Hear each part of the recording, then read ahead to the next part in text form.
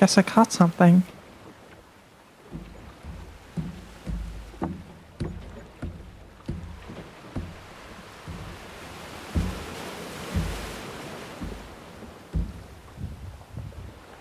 Oh, that's a person.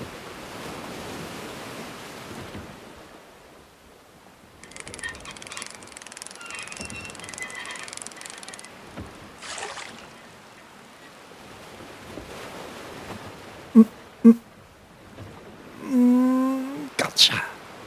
Okay, come on. Up we go. Ooh. Go over there.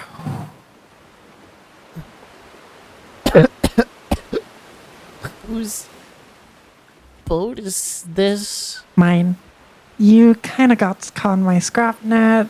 Yeah, sorry about that.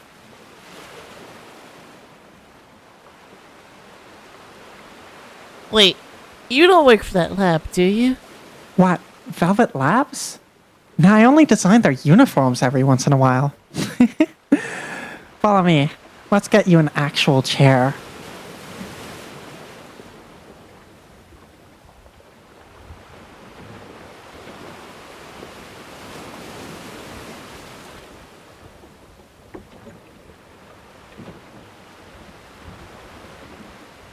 I'm assuming you were swimming away from there because you got captured or something, right? Yeah. They're unfortunately super vicious about anomalous magic users. Always experimenting on them. Why? Supposedly the chairman's kid has some super incurable disease, and they need to do some research into anomalous energy to cure it. I don't know much because, as I said, I don't work there. Wait, backtrack for a sec. Did you just say anomalous magic?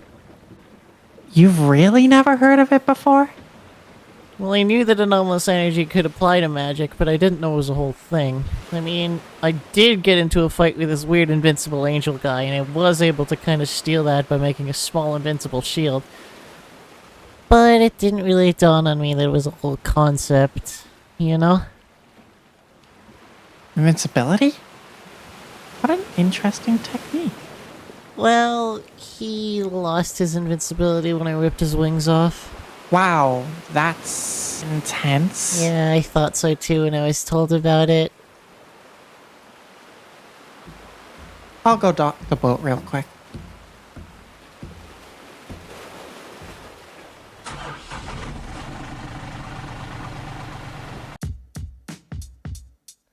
I'm here to report that Susan has escaped. What happened? She woke up, immediately started banging on the glass, and then we went to try to calm her down. But then she punched the glass plate so hard it hit her in the face. And it broke out and bent the frame of the container. Wait, she bent the frame of the container? Yeah, and craziest part is that she didn't even diffuse. No visible light appeared. She did that off just of natural strength. What the hell? Show me the container.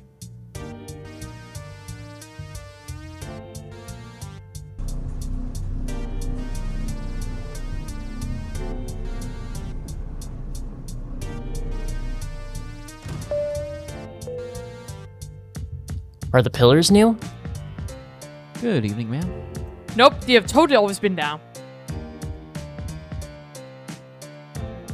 And here it is. We added some reinforcement after last time. Already? Well, we've been preparing to upgrade this part of the facility for a little while, so we spent about an hour installing the parts. Wait, if she's so naturally strong, how did the team manage to catch her in the first place? She was completely unconscious. She showed signs of crazy fatigue, constant bruises, as if she'd just been some huge fight right before we found her. I see. I assume she had time to recover a bit before breaking our equipment.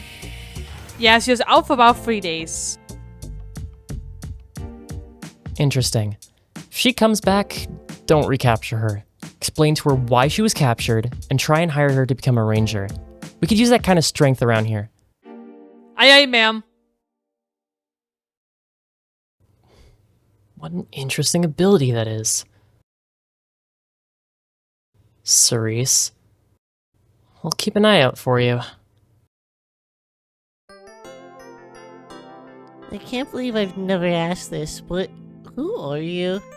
Oh, I'm Cassandra, engineer extraordinaire. I make the uniforms for all the folks at Velvet Labs, and anyone who can pay me enough. Who are you? Oh, I'm Cerise.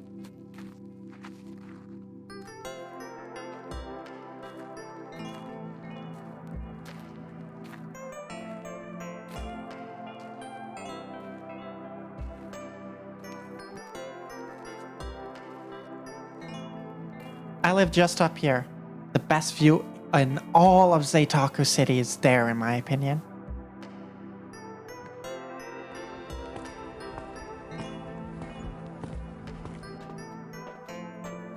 You can crash there until you find a place of your own.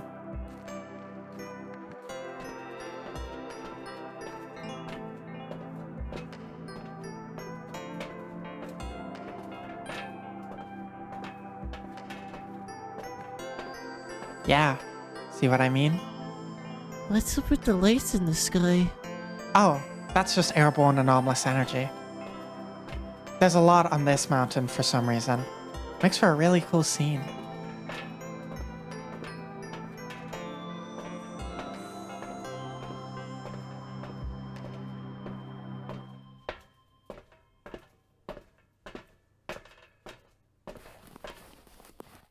Whoa, cool building.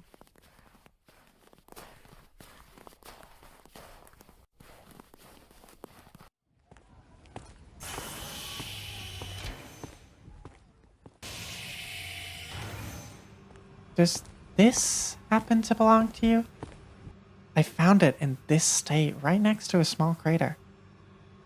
Yeah, that's mine, but... Yeah, no. No amounts of repairs is fixing that thing. Luckily for you, you happen to have been picked up by one of the world's best weapon designers. And your qualifications are... Hey, beggars can't exactly be choosers. Okay, fair. What do I need to pay you? 10,000 snow and an Aurorite crystal. 10,000 snow? That's insane! I mean, Velvet Labs does pay its rangers pretty well. And by doing that, you could also train and learn about your technique. Okay, wait.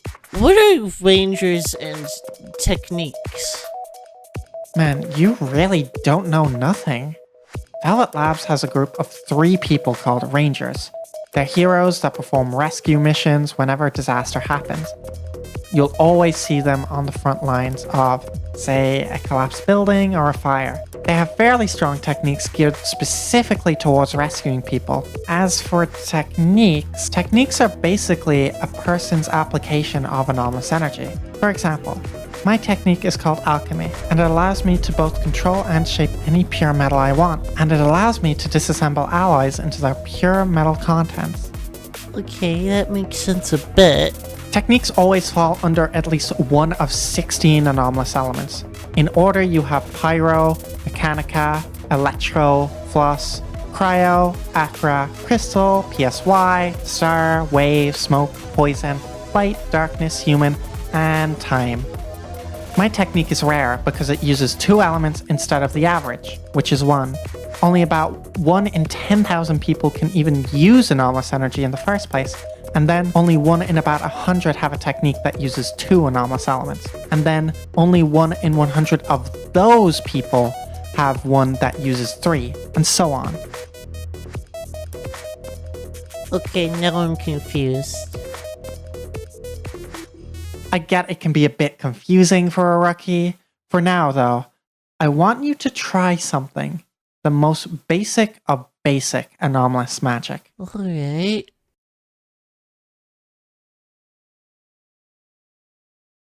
You're gonna try something called anomalous infusion. Just channel all your anomalous energy into your fist, breathe in, and punch! Whoa! Wait, I think I've done something like that before without even realizing. By routing anomalous energy into various body parts, it can cause them to work faster and easier, so you can do some pretty crazy stuff with it. Alright, let me try. Channel my anomalous energy. Breathe in And...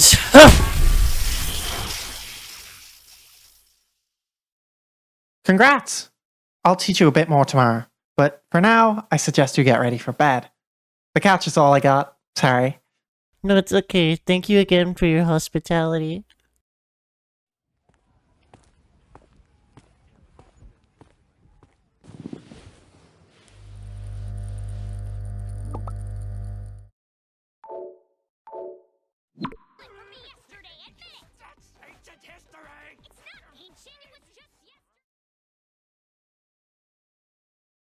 Hello, my name is Cerise, and welcome to episode 2. I'm also realizing, right, you'll probably hear that my voice is going to be pretty inconsistent across all of the episodes just because, you know, perk of stuff is voice training and not exactly, I need a lot of practice on that. But, yeah, so today, we're going to be doing this part of the city because the next lore segment is going to be in this city. It's going to have a lot to do with both this part of the city and Velvet Laboratories. So, we are going to get started on that. I don't think... The thing is, this part doesn't have a lot of space. The part over there is like very spacious and abundant, but this part there's not a lot to work with. So... I've kind of come up with, like, road outlines, but not anything too special. We're gonna just do the roads and the buildings today. Outside of that, Cassandra and 𝐒𝐂𝐈𝐀𝐃, 2 new characters introduced. It was really cool making the animations for both of them. I really am a fan of their character designs, and specifically 𝐒𝐿𝐿𝐿, I've been sitting on for, like, 2 years now. 𝐒𝐿𝐿𝐿 was designed, like, a long time ago, I hope you know. Like, absurdly long ago. Like, I think I designed 𝐒𝐿𝐿𝐿 before I designed 𝐿𝐿𝐿. Either way. Thank you, huge shout out to Elixir and Burssty for voicing the 2 of them. And, yeah, why don't we get started right now? So, really funny story, right? Turns out, when you add a bunch of mods mid-time-lapse, it kinda screws with everything. So, basically what I'm trying to say is there's no time-lapse for this part, I'm so sorry. Nothing I can do, it corrupted, it's so stupid. So as compensation, here is exactly 2 minutes of footage from the hit video game Cyberpunk 2077, because it's basically the same premise anyway. Take these 2 minutes to go get a glass of water, go eat some food, go relax, go take care of the stuff that needs to be taken care of. If it's too late, go to sleep. I'm fine with killing my viewer retention, it's okay, that's kind of what I get for not doing the time-lapse. Just make sure to take care of yourself for the second that you have.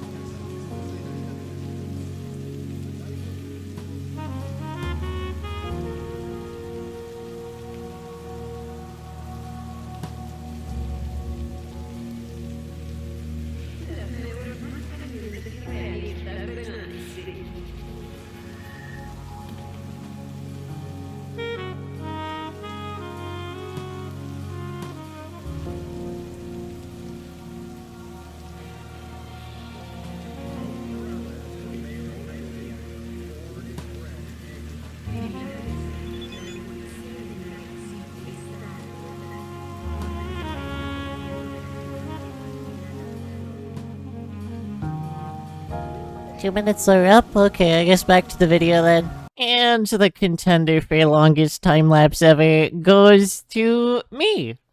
Because I genuinely don't know. This took like a week. I'm gonna be so honest, this took like a week. I basically wasted. Well, not wasted, but like, this took up my entire week. There's obviously a lot of stuff I have to add. Like, you saw in the time-lapse that I left a lot of ads unfinished, and, like, some of them I did kind of somewhat complete. For example, all of these are gonna have, like, something interesting in them, and so is this one, so are these. So we're all, well, actually that one's finished, but you'll see, a lot of this is... My main 2 building inspirations, I'm sure you could probably tell, are the promotional screenshots from BNA and a lot of the architecture in Cyberpunk. Both of those were absolutely huge inspirations when I was making all of these. So, but the only thing is, it kind of feels a little bit empty. What do I do with that? I'm not quite sure. I think we should add some holograms. Here is your special introduction to PNG Serisune. I use this over on my Twitch channel, twitch.tv/Serisune, you'll find it in the description, yada yada. But I'm gonna show you how I usually create my models. You'll see a lot in Zeitaku City, but I use a lot of BBS models for various things such as the Aurorite, or say, like, the holograms, which I'm about to do.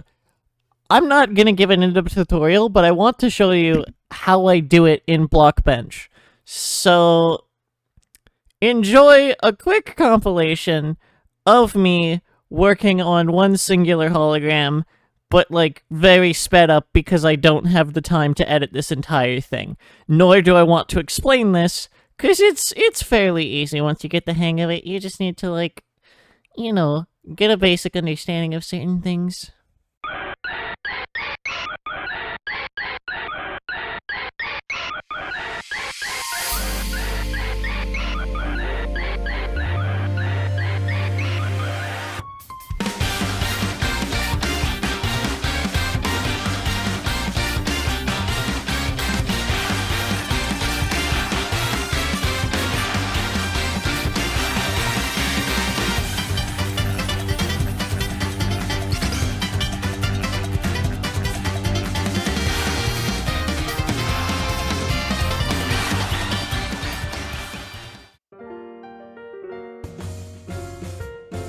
I've been enamored with this specific hologram for, like, ever.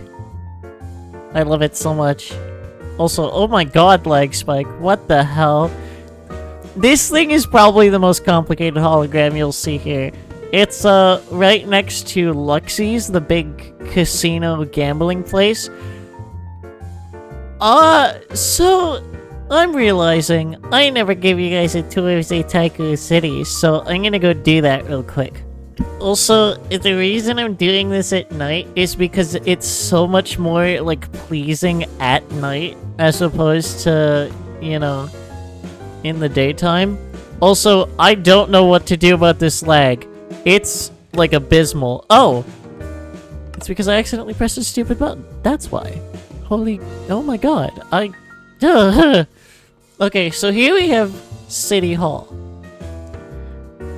Now, this little hologram is really cool. I like it. In here, we got immigration, registration, all that. All the stereotypical things you'd find in a government building. Like, this is where you get your, like, driver's license renewed or whatever. This building is just a whatever building, but what's really important are the advertisements. I loved making each advertisement super personalized. It was so fun. I didn't show that in the time-lapse, but it was so fun. Because ads really add so much world building. Like, this type of stuff adds so much world building. It's so, like, silly. Because, like, I make references to, I'm not sure if they have this in America. They definitely have this in Canada. Sobeys.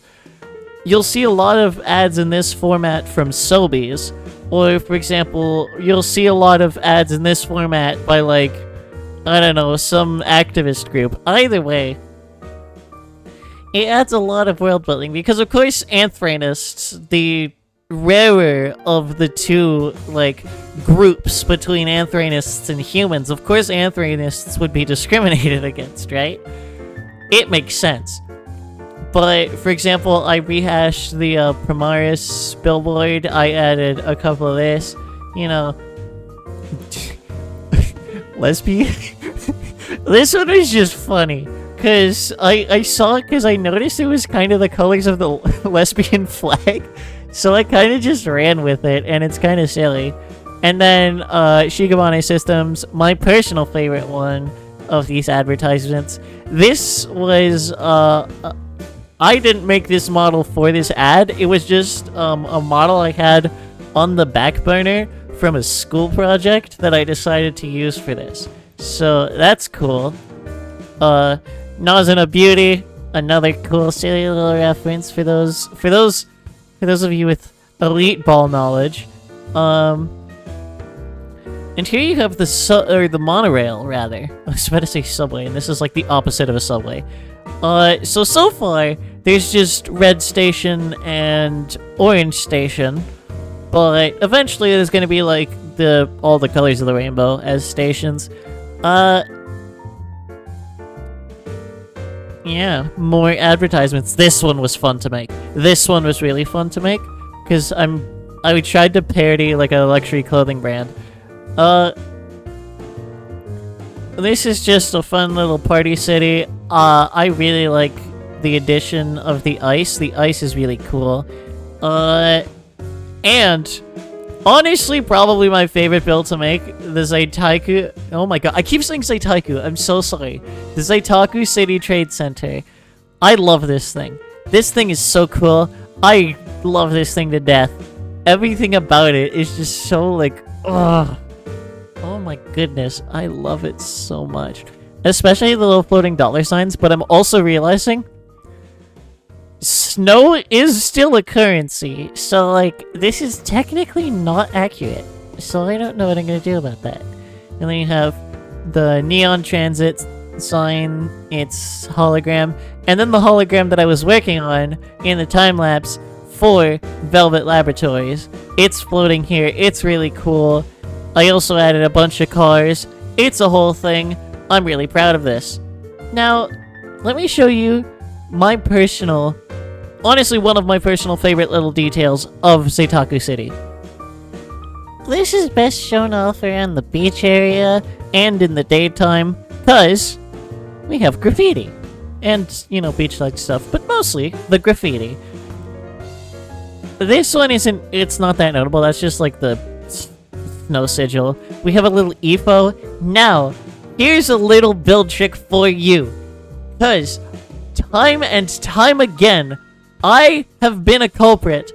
I've been a perpetrator of this myself in the past. But time and time again, I always see just pixel art splattered against a wall. That's not graffiti. Graffiti leaks. Graffiti is... Oh my god, why do I keep doing that? Graffiti is messy. It's a messy process. You're not gonna get a clean paint. No, you have to blend it into the wall. For example, here you see I use coal ore, greater that black glazed terracotta, and yeah, I just use all that to like blend it in sort of to the wall. And then, for example, here on this Fenico pixel art, you can see that I have like little streaks of like blocks just going into the wall, because once again, it is paint. It drips. You'll see like graffiti in real life, it's very drippy. That's actually like a major proponent of the style. Also, another thing, you'll see over here, this one drips, but in the color of the main paint instead of, you know, the black coat around it. This was fun to make because it's like a small little mural to the side of the thing, and the inverted Velvet Laboratories logo, that'll be covered not that extensively, but likely a bit in a lore segment, because these are supposed to be like bad guys. It's like an evil organization against the Rangers of Velvet Laboratories, but also those aren't the main antagonists, so like they're not going to be covered that much. And also this Retsuko pixel art, you can see that I do it a lot around here because this is a massive painting. This is a massive mural. There's a bunch of it around here, and like a bunch of just like splotches and, you know, stuff. You can't exactly see it because like it's directly in the dirt right as, you know, her head is literally like against the ground, so you can't really get an opportunity for it to drip. But you can still see like what I'm talking about in practice. I just think that's really cool. I don't know. Also, cars. The cars. The cars. The cars. I love vehicles, and I'm in the middle of the road, so I'm gonna get like run over or something. Anyway, so yeah, I think that'll do it for today's episode, because it is, I'm looking at the clock, 2 in the morning, and I have to wake up at 7 in the morning, so I only have 5 hours to sleep, and I have to wake up at 7 in the morning to get on a train to go to a convention. So, I need to go to sleep very, very badly. Hopefully, you guys see this on the Sunday. Hopefully this gets uploaded on Sunday. If it doesn't, just know I overslept. Alright, so I'll see you guys in episode 3, where I genuinely don't know what we're going to be building. Actually, episode 3 might be the first episode where we don't actually build anything. There isn't like an extended director's cut, because genuinely, this is pretty much all the stage that I'm going to need for a little while, so I don't think that there's anything else, really. I'm not sure. But yeah. So my name has been Surisune. I will see you guys in the next episode. Please consider subscribing, because, you know, specifically now, these episodes take a lot of effort, and a lot of stuff gets put into them. Techniques always fall under at least one of 16 anomalous elements. In order, you have Techniques always fall under at least one of fucking yap. Oh my god. I hate this. Evil double paragraph. Only about 1 in 10,000 people can even use anomalous energy in the first place. And then only about 100 have a technique that uses 2 anomalous energy. I am going to lose my mind. Only 1 in 100 of those people have one that uses 3, and so on. Holy shit, I got a clean read of that. Okay, now I'm confused. Whew. Yeah, I'm confused too, Cherry. Sorry.